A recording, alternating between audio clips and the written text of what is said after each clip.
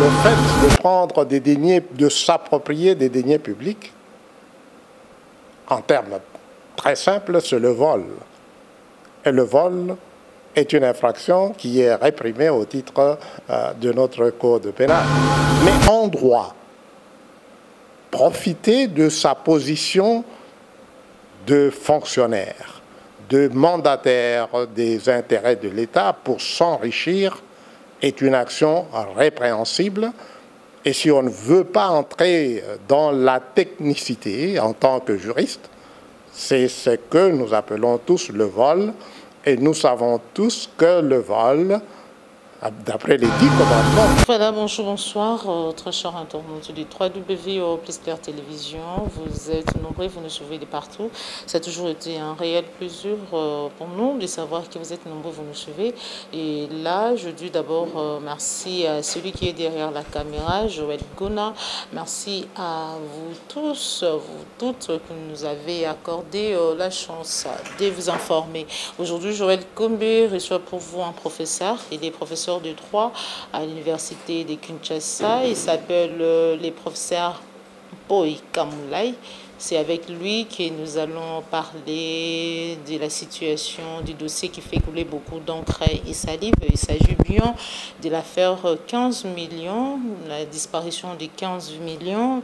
Mais aujourd'hui, nous allons parler dans le contexte actuel où l'on parle de la rétrocommission. Bonjour, professeur. Bonjour, madame. Comment vous allez? Ça va très bien, merci. Et vous-même? Ça va très bien, professeur. Nous sommes venus vous chercher parce que vous êtes professeur des droits. Nous voulons un peu les téléspectateurs, les internautes du 3W Plus Clair Télévision. On a envie de savoir ce que veut dire rétrocommission. Alors, ça, je ne sais pas ce que veut dire rétrocommission parce que moi, je ne suis pas le français, donc d'un mot eh bien, je suis allé voir au dictionnaire.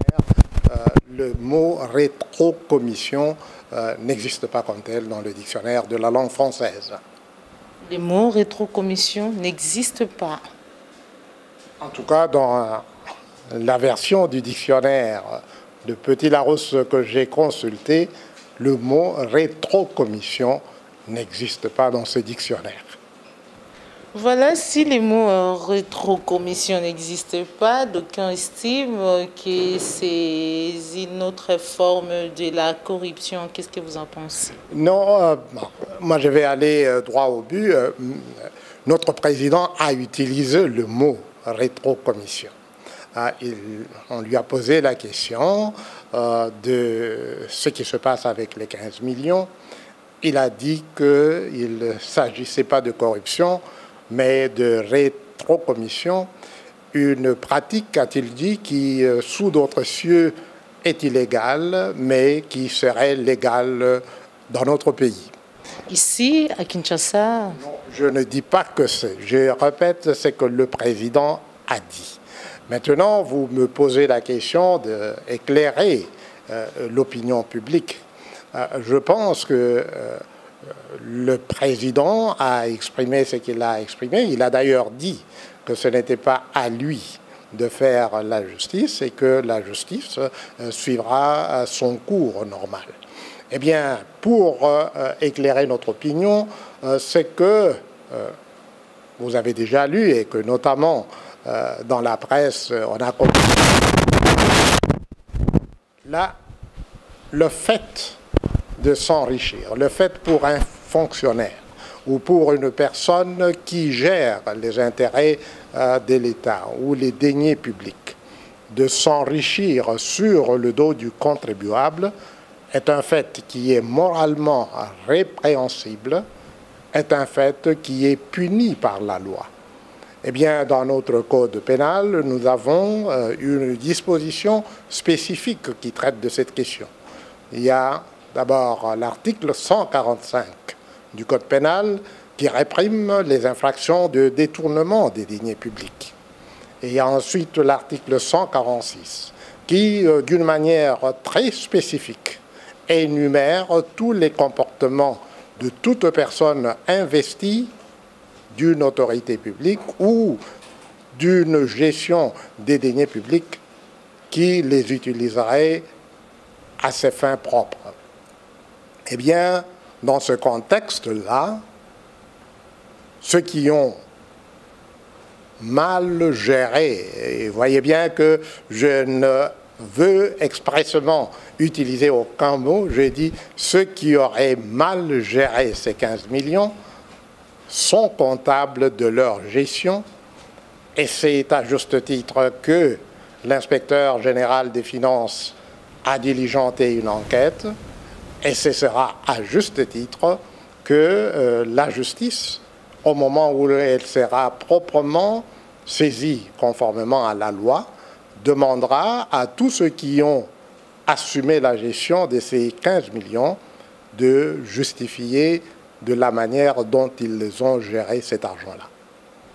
Professeur, vous avez dit quelque chose qui a, je crois, qui a étonné la plus grande partie des internautes qui nous suivent à ces instants. Vous dites que les mots rétro, commission n'existent pas dans des dictionnaires Larousse que vous possédez ou dans tous les dictionnaires? D'abord, je vous ai dit le dictionnaire que moi j'ai consulté. Je ne suis pas un membre de l'Académie française, donc quand je suis dans le doute, je saisis le premier dictionnaire à ma portée et je consulte. Mais vous savez, dans le langage courant, et pas seulement dans le langage courant, vous savez qu'en France, il y a eu des affaires des commissions et des rétrocommissions pour la passation des marchés publics qui sont allés très loin jusqu'au président de la République de l'époque. Si je ne m'abuse, c'était M. Sarkozy. Donc, ici, moi je parle parce que vous m'avez posé une question précise en se référant à un terme que notre président a utilisé. Et comme j'étais dans le doute, moi je suis allé voir au dictionnaire. Donc, mais je sais que le terme a été utilisé et que notamment en France, concernant M. Sarkozy, concernant la vente, je pense, des Mirages, ou donc le fait pour les gens de rechercher à s'enrichir sur le... Ça c'est pas condamnable par la loi congolaise. Bien sûr que l'enrichissement illicite. Ça, c'est pas une forme de corruption. L'enrichissement illicite. L'enrichissement sans cause.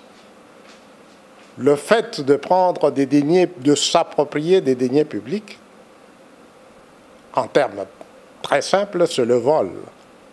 Et le vol est une infraction qui est réprimée au titre de notre code pénal.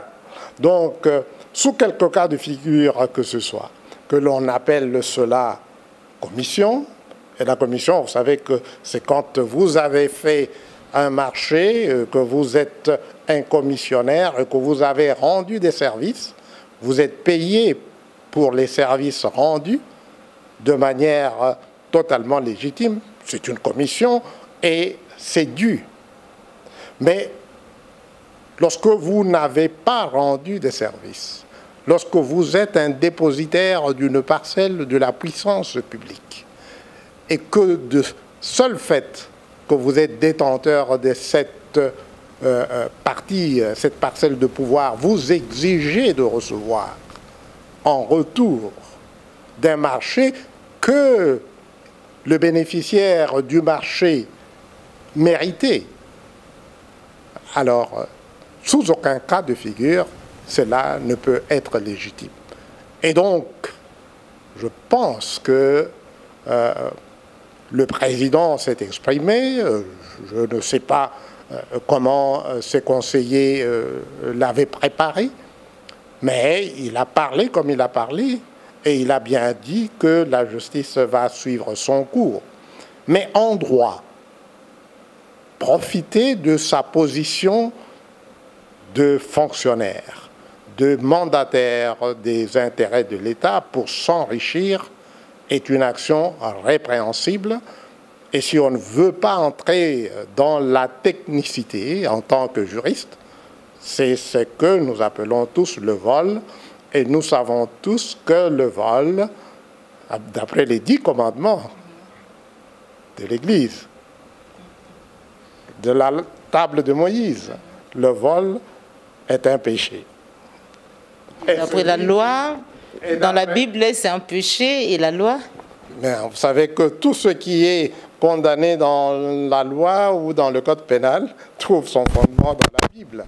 Et donc, la Bible nous dit, quand nous allons en confesse, que lorsque vous avez volé, il faut restituer ce que vous avez volé.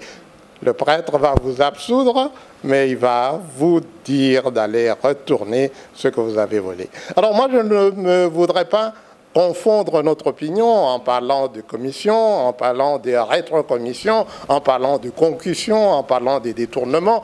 Moi, je m'exprime d'une manière très simple en disant que lorsqu'il y a vol, eh bien, on doit se reconnaître pécheur, ensuite aller en confesse, et le prêtre vous dira... Ça, c'est la Bible, professeur. Les droits, parlons droit. Oui, mais c'est ce que j'ai dit. Avant de parler droit, j'ai dit, vous irez en confesse, vous confesserez votre péché, le prêtre vous absoudra et vous demandera de restituer. Et dès que vous aurez fait tout ça, alors le procureur constatera que oui, effectivement, vous aviez volé, effectivement, vous vous êtes repenti, effectivement, vous avez restitué ce que vous aviez volé. Et donc, le juge pourra vous condamner aussi et reconnaître que vous méritez des circonstances atténuantes. Alors, il pourra, dans sa magnanimité, vous accorder la juste peine qui peut être conformément aux dispositions de notre code pénal, bien sûr la peine de servitude pénale, la restitution de ce que vous avez indûment perçu et, s'il va jusqu'au bout, l'interdiction du droit de vote et du droit d'être éligible à l'exercice des fonctions publiques. Merci, professeur. C'est moi qui vous remercie, madame, et toujours avec le plus grand plaisir. Voilà, nous sommes arrivés à la fin de notre émission. Merci à Joël Gona qui a été derrière la caméra. Merci au cordon Opi Mafouikou, à toute l'équipe de 3W plus Clair Télévision. On se retrouve pour un prochain numéro, toujours sur la chaîne des vérités. Quant à moi, je vous dis au revoir.